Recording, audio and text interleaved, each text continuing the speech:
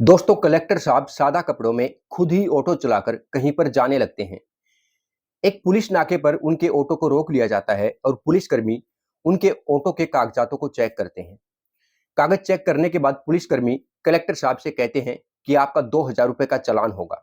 इस पर कलेक्टर साहब को गुस्सा आ जाता है और कहते हैं कि इस ऑटो के सभी कागजात बिल्कुल सही हैं। आज तक किसी की हिम्मत नहीं हुई इस ऑटो का चालान करने की। ये बात सुनते ही पुलिस वालों को बहुत ज्यादा गुस्सा आता है और कलेक्टर साहब से कहते हैं कि तुम्हारी एक थप्पड़ की औकात नहीं और चले हमसे जुबान लड़ाने। चलो 1,000 रुपए निकालो और यहाँ से चलते बनो। दोस्तों, ये बात सुनते ही कलेक्टर साहब के गुस्से का ठिकाना नहीं रहता, लेकिन वो उन्हें अपनी पहचान नहीं बताते और उनसे कहते हैं कि यहाँ पर तो मैं तुम्हें एक भी पैसा नहीं देने वाला। तुम्हारे पुलिस स्टेशन चलो और वहीं पर मैं तुम्हें एक नहीं बल्कि 2,000 रुपए दूंगा। दोस्तों, आखिर कौन थे वो कलेक्टर साहब और खुद ही ऑटो रिक्शा चलाकर, वो भी सादा कपड़ों में बिना सिक्योरिटी के, वो कहां पर जा रहे थे? आइए जानते हैं कहानी के माध्यम से। दोस्तों, कानपुर के गांव में रहने वाला अमित नाम का लड़का, जो बहुत ही ज्यादा पढ़ाई में होशियार होता है, गांव के लोग भी उसे बहुत ज्यादा चाहते थे, क्योंकि जब भी उसे कोई गांव का व्यक्ति मिलता, वो उससे उसके बारे में हालचाल जरूर पूछता। अमित का पिता ऑटो रिक्शा चलाकर अपने परिवार का भरण पोषण किया करता था। अमित के परिवार में उसके माता पिता और एक छोटी बहन होती है। दोस्तों, एक दिन अमित के गांव में कलेक्टर साहब खुला दरबार लगाते हैं, गांव के लोगों की समस्या सुनने के लिए आते हैं। तो अमित भी अपने पिता के साथ वहां पर चला जाता है। तो देखता है कि कलेक्टर साहब के साथ काफी लंबी चौड़ी सिक्योरिटी है और गांव के लोग उन्हें काफी इज्जत और सम्मान दे रहे हैं। इस बात से वो बहुत ज्यादा प्रभावित हो जाता है और अपने पिता से पूछता है, ये कौन है जिनके साथ इतनी लंबी चौड़ी सिक्योरिटी है और गांव के लोग इतना ज्यादा सम्मान दे रहे हैं? इस पर अमित का पिता उसे कहता है कि ये जिला कलेक्टर हैं, ये बहुत ही पावरफुल इंसान है। बहुत ज्यादा मेहनत करने के बाद जिला कलेक्टर बना जाता है। दोस्तों, अमित उसी दिन से अपने दिमाग में ठान लेता है, एक दिन वो जिला कलेक्टर बनके अपने गांव और अपने माता पिता का नाम जरूर रोशन कर लेगा। दोस्तों, वो बहुत ही ज्यादा लगन के साथ मेहनत करने लगता है, पढ़ाई में कोई भी कसर नहीं छोड़ता। वो +2 पास करने के बाद अपने पिता से कहता है कि मैं शहर जाकर ग्रेजुएशन करना चाहता हूं और उसी के साथ साथ यूपीएससी एग्जाम की तैयारियां भी करना चाहता हूं। उसका पिता अपने बेटे की ये बात सुनकर बहुत ज्यादा खुश होता है। हालांकि उसका पिता, दोस्तों, इतने पैसे वाला नहीं होता, वो गरीब होता है, लेकिन अपने बेटे की ख्वाहिश पूरी करने के लिए, दोस्तों, वो अपने बेटे को हाँ कह देता है। उसका शहर में एक कॉलेज में एडमिशन करा देता है और वहीं पर उसका लड़का, जो अमित होता है, वो ग्रेजुएशन के साथ साथ यूपीएससी की तैयारियां भी करने लगता है। दोस्तों, जब भी उसको पैसे की जरूरत पड़ती, उसका पिता उसके पास जरूर पैसा पहुंचाता। उसके पास नहीं होता तो वो लोगों से उधार लेकर अपने बेटे को पैसा देता, ताकि उसकी पढ़ाई में किसी प्रकार का प्रॉब्लम न आए, किसी प्रकार की परेशानी न आए। दोस्तों, अमित बहुत ज्यादा मेहनत करता है, अपनी ग्रेजुएशन के साथ साथ यूपीएससी एग्जाम की तैयारियां करता है। एक दिन ऐसा आता है कि वो यूपीएससी एग्जाम क्रैक कर देता है और बहुत ही अच्छा रैंक लेकर आता है।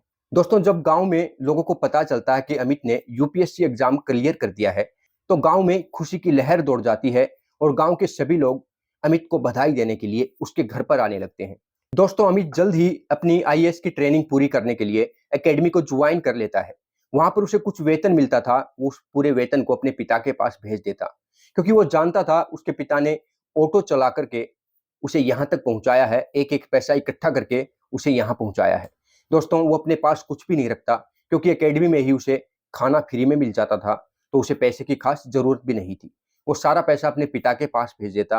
दोस्तों, उसका पिता भी बहुत ज़्यादा खुश होता है ये बात सोच कर के कि मेरा बेटा कामयाब हो गया है, सरकारी जॉब लग गया है। वो इस गाँव का पहला लड़का है जो इतनी बड़ी पोस्ट पर सरकारी जॉब लगा है।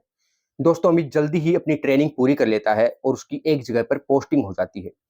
दोस्तों, अमित को नौकरी करते हुए 6 महीने हो जाते हैं और 6 महीने के बाद उसे अपने गाँव की याद आती है, तो वो छुट्टी लेकर के अपने गाँव चला जाता है, ताकि वो गाँव के लोगों का हाल-चाल जान सके, अपने माता-पिता का हाल-चाल जान सके। दोस्तों, अमित अपने पिता से कहता है कि अब मैं सरकारी नौकरी लग चुका हूँ, आपको ऑटो चलाने की कोई ज़रूरत नहीं। दोस्तों, इस पर अमित का पिता कहता है कि इसी ऑटो को चला-चला कर मैंने तुम्हें पाल-पोस कर बड़ा किया है और आज कलेक्टर बना दिया है। बेटा, जब तक मेरे शरीर में जान है, मैं ऑटो चलाना नहीं छोड़ूँगा। इस बात को सुनकर अमित भी इमोशनल हो जाता है। दोस्तों, एक दिन अमित का जो पिता होता है उससे कहता है कि बेटा, मेरी थोड़ी तबीयत खराब है, शहर से कुछ सामान लेकर आना है, क्या तुम जा सकते हो? दोस्तों, अमित अपने पिता को मना नहीं करता, सोचता है कि 5-6 दिन के लिए छुट्टी आया हूँ, तो क्यों ना 4-5 दिन घर वालों के काम में हाथ बटाया जाए। दोस्तों, अमित सादा कपड़ों में अपने पिता का ऑटो लेकर शहर के लिए निकल पड़ता है। शहर में उसे पुलिस नाके पर रोक लिया जाता है। पुलिस वाले उसके ऑटो के कागज चेक करने के बाद उसे 2000 रुपए का चालान करने लगते हैं। इस पर कलेक्टर साहब गुस्सा हो जाते हैं और वो कहते हैं कि ऑटो के कागजों में कोई भी दिक्कत नहीं है, ऐसे चालान नहीं हो सकता, मैं तुम्हें एक भी पैसा नहीं देने वाला। इस पर पुलिस वाले कहते हैं कि तुम्हारी एक थप्पड़ की औकात नहीं और चले हमसे जवान लड़ाने, 1000 रुपए निकालो और यहाँ से चलते बनो। दोस्तों, पुलिस वालों की ये बात सुनते ही कलेक्टर साहब को और भी ज्यादा गुस्सा आ जाता है। वो सोचने लगते हैं कि इनकी अकल को तो ठिकाने लगाना ही पड़ेगा। पता नहीं है शहर में कितने ऑटो चालकों को ऐसे ही लूटते होंगे। दोस्तों, वो उनसे कहते हैं कि यहाँ पर तो मैं तुम्हें एक भी पैसा नहीं देने वाला, तुम्हारे पुलिस स्टेशन पर लेकर चलो, वहां पर मैं तुम्हें एक नहीं बल्कि 2000 रुपए दूंगा। पुलिस वाले उसे पकड़कर ले जाते हैं और कहते हैं कि तुम पर तो ऐसी धारा लगाएंगे जिसके कारण तुम 5-6 महीनों तक जेल से बाहर नहीं निकल पाओगे। दोस्तों, वो उसे पुलिस चौकी में ले जाते हैं और पुलिस चौकी में ले जाने के बाद एक पुलिसकर्मी कहता है कि दिवाली नजदीक आ चुकी है, पुलिस चौकी बहुत गंदी हो चुकी है, क्यों ना इससे पहले सफाई करवाई जाए। और जब हमारे बड़े साहब यहाँ पर आएंगे तो वो बहुत ज्यादा खुश हो जाएंगे चौकी की साफ सफाई देखकर। दोस्तों, ये बात सुनते ही कलेक्टर साहब टेंशन में आ जाते हैं और पुलिस कर्मियों से कहते हैं, तुम ठीक कहते हो, मुझे भी लगता है शायद पिछले 4-5 सालों से इस चौकी की सफाई अच्छी तरह नहीं हुई है, यहाँ पर छटनी की जरूरत है, साफ सफाई की सख्त जरूरत है। दोस्तों, वो ये बात बोलते हैं तो पुलिसकर्मी हंसने लगते हैं, कहते हैं एक ऑटो चालक होने के बावजूद भी इसका टसन तो देखो, ऐसे बोल रहा है जैसे कि कलेक्टर साहब हो। दोस्तों, कलेक्टर साहब अपनी सफाई करने में जुट जाते हैं और थोड़ी देर बाद ही वहां पर उस चौकी का इंचार्ज आता है। चौकी का इंचार्ज जो ही कलेक्टर साहब को देखता है वो उसे जोरों से सैल्यूट करता है। ये बात देखते ही पुलिस के जो बाकी जो पुलिस कांस्टेबल होते हैं वो हैरान हो जाते हैं।